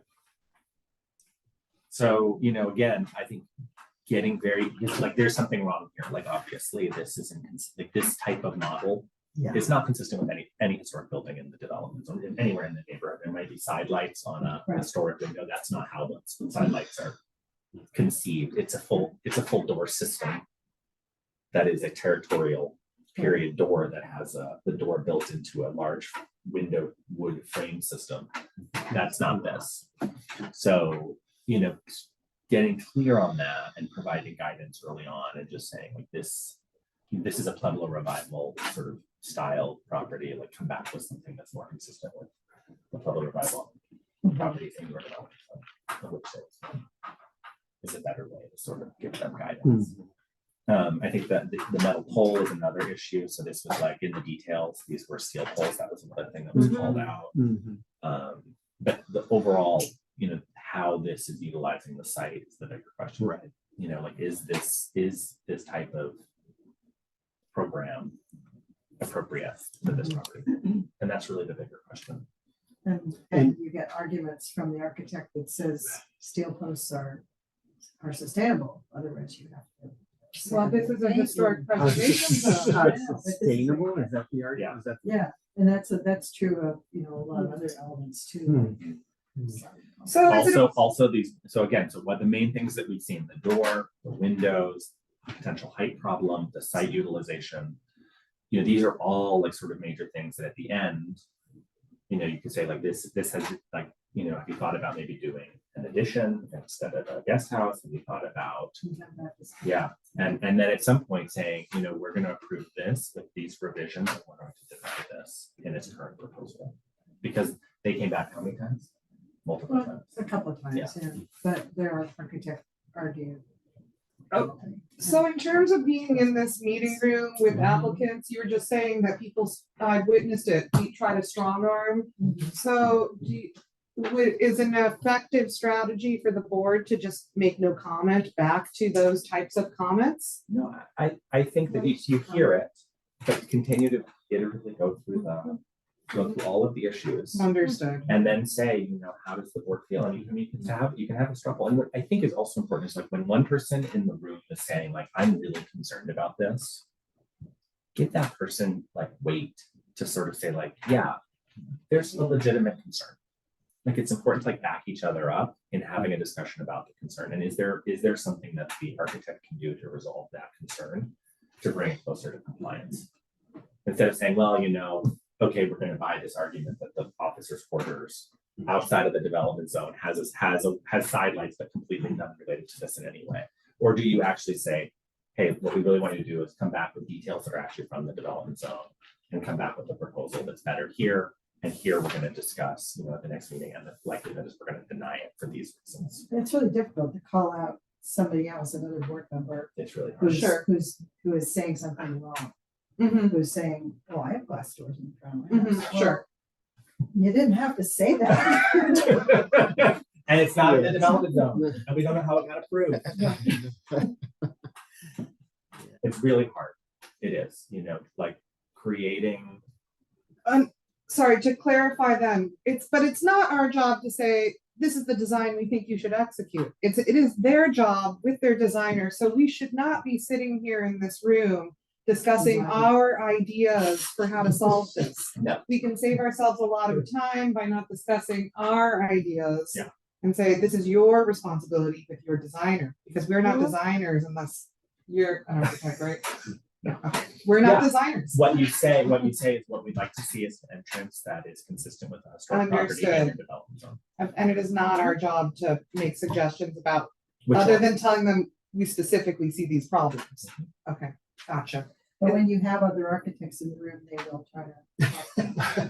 They'll try to sometimes solve them. to your detriment. Sometimes, Yeah, Yeah, and that, Like, and oh, and it was actually very, well, but Well, I think that I- that's why we're, the benefit of it was a having positive, that was training. positive.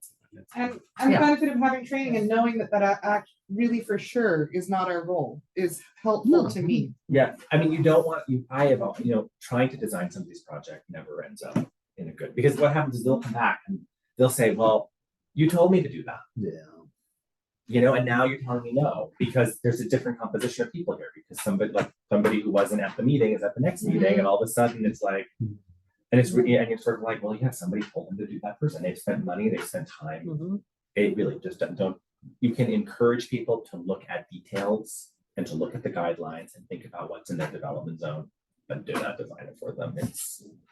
And help them. I mean, you can say like, hey, double hung wood windows or steel casement windows would really be more appropriate in this plan, because that's what you see in your development zone. So changing your windows to operable steel casements or having that divided light system would be consistent with what's in your development zone. Having a deeper reveal, figuring out a better door and entry system that doesn't have this, whatever that is. Arches would not be appropriate to this architectural style, and it's not found in this development zone. The site utilization and how this is fitting onto the site, there's a problem. And we don't know how to resolve that. And We these don't know if came there fully is. blown. I mean, there was no Yeah. courtesy review. So this is how they This came. is how it came.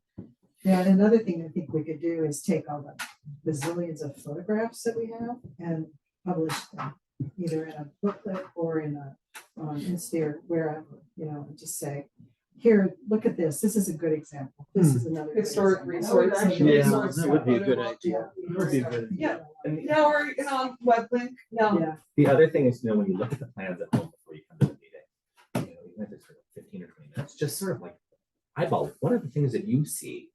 Because everybody's gonna see something different. And when you come and you're like, oh, I already have in my mind, there's maybe a height issue. These windows definitely look weird. And whatever's happening here is inconsistent. And so coming to the meeting with that already prepared really will help advance the conversation, because when you get to your section, Yeah. And I think that's having that worksheet to work through. Yeah. Yeah. And driving by, right? Oh, yes. I Yeah, think- right, I which think I all haven't of us. done, and I can imagine that's probably very helpful. And look at Google Maps. Yeah. And just do like a little The preliminary. rendering, the 3D rendering, is that something, it seems to be more and more common that architects are doing 3D renderings almost as a. so that's not okay. Yeah, so in the last meeting, the proposals, they had renderings, and it was, you can look at plans, right? But seeing it sort of in situ really makes a huge difference. Is this something that we can request as part of, if you're gonna bring a review, we request that you have rendering as well, or is it something that's? It hasn't been a requirement, Yeah. because renderings do require more design production capability. For larger or projects, we could say recommend would it. facilitate, like in design guidelines or something like this, It would be hard. Like I think about the changes that I went through in my review, or it would have been cost prohibitive to got like somebody to do this. Now, and the other thing is, the rendering is not a legal document. The rendering is a pretty picture, Illustrative. and there are often Mhm. wonderful illustrative qualities that come across that do not get executed in those. Right. So the plans are the legal. Yeah. Yeah. There's I mean, I was just embellishments. looking at the picture of the side windows of the door, like if that was, it would have been easier to see that if it was in. Yeah, in a- for sure, yeah. I mean, that may become, Like you look at 20 of these and you're like, oh yeah, like I see that. yeah. So you can see here, this is our checklist of required materials for full HPZ design review. We do say recommended. But it's not a requirement because we know they are very costly for applicants. What about the capacity of this board to do site visits or so when a project is getting proposed, sometimes like for instance, that you can't just do a drive-by, it's a tucked away property. Is there a way for board members to schedule with applicants to see sites or go as a team field trip? Yes, because I mean, that would be, when I did my wall, they came, they did a site review. there. Minor reviews are Yeah. done on site. For a major review, if there's something you feel you need to see on site, you could request that. I don't think that's been done very often, but if there's something that is not visible from the street and you think it's important for the board to be able to see in order to deliberate and make your decision, you could make that request of the Mhm. applicant. You could Yeah, ask if and they're like- open to it. We're talking about real people and neighbors, like be collaborative about that, like our board wants to take a look, is it possible for us to reach out and do that? it would be really helpful for me because I'm such a novice to go with one or more of us on the board together, but I'm not sure if that qualifies as a meeting of sorts I think or. if the owner agrees and we just say, you know, 2 of us are gonna come over, I mean, Usually the architects have done that, you know, the Mhm. people who are not on the board and usually the owners say, sure. Yeah. We look in and see it. Because they want. to go Sure, through right? this They want process, to, right? they want us to do. Okay. That's all. Thanks for your. Do you think that was Thank you, helpful? Damien. Yes. Your information was Yes. helpful. Your information was very helpful today, Corinne. Thank you. Yes, yeah, thank you. And my Thank you. information. It's always, we don't even Trying to get have the to. words together in my mouth. Elaine is so grateful. It's, for the that's a information. that's a given away. Bye. Again, Oh. I think everybody, like, the only reason that I'm here is like to see this succeed and be more collaborative and not have these like speed bumps. And, again, I'm happy to come and help as much as you need to help. Do anything, if you're confused or you want additional input, I'm happy to help. It's your ultimate role. So, it's how can Citizen Historic Preservation and I personally help you guys to make better decisions that end up in projects that are compliant with the code and that avoid the chaos. And I think, and it's that, and you have no idea as an applicant too, I've gone through this application process here, and it is also challenging. So, for me, so, and I know what you guys want and what's the best practice, but it is still challenging. So, the applicants are 95% of the time trying their best, and it's really hard when it's all over the place and it's about feelings and not about the code. So again, I'm happy here to help, and if we can do more, I'm happy to come. We can look at other stuff. It is very Thank you. helpful. Yeah. Thank you. Yeah. Other business? Do I hear a motion to conclude our meeting? Who would have moved that? Okay, let's just gavel it closed. Yeah, good job, Okay. David. Thank you, everyone online. Thank you. Thank you.